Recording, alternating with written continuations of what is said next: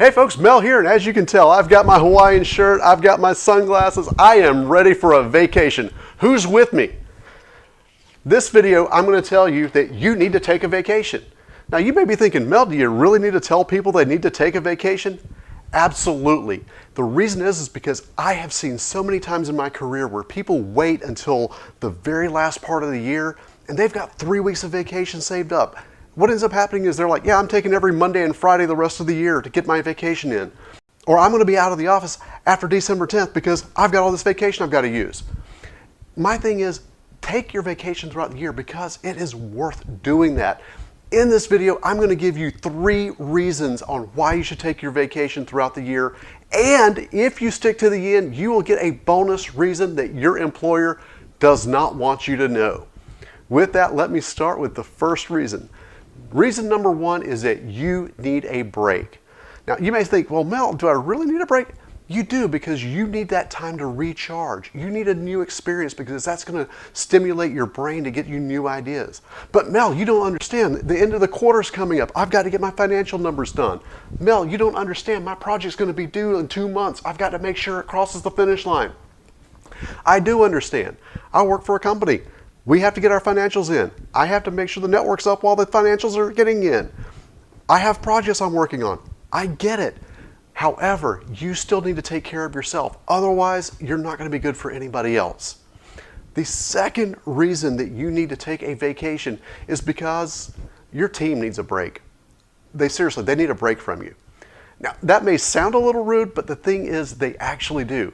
There's a couple things that come into play. If you're one of the top performers and you're always getting stuff done, the team's always going to rely on you. When you're not there, who's going to do it?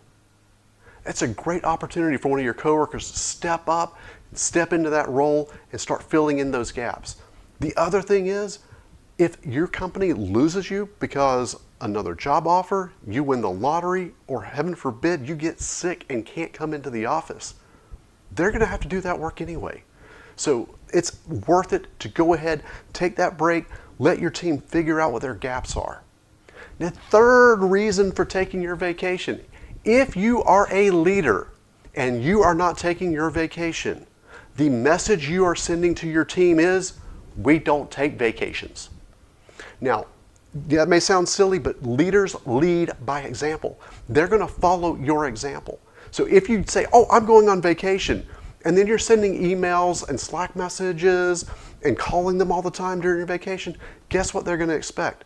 They're going to assume you expect them to send emails and reply to Slack messages and take phone calls when they're on vacation. When you go on vacation, go on vacation. Turn off your notifications. Don't check your email unless it's something really major, like the company is going to go bankrupt. Turn it all off.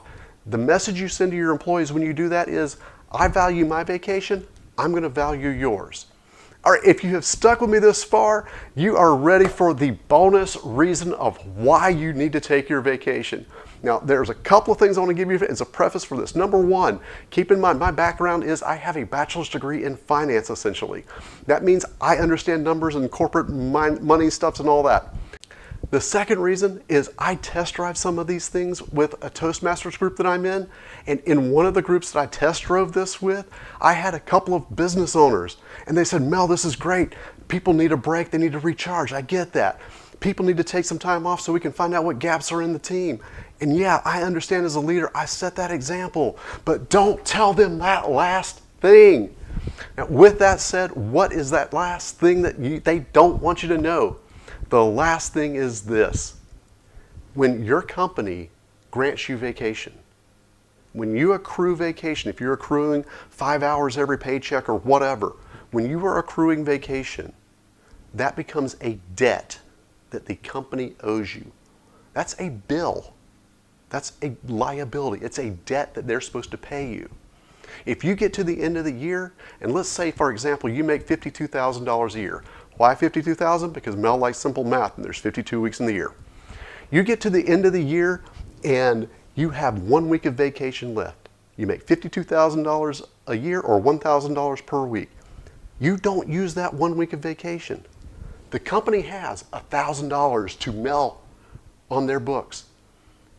On January 1st, just after midnight, that goes away. You are giving them a free $1,000 if you don't do that. Obviously, if you make more than $52,000, you're giving them more. If you make less, you're going to be giving them less.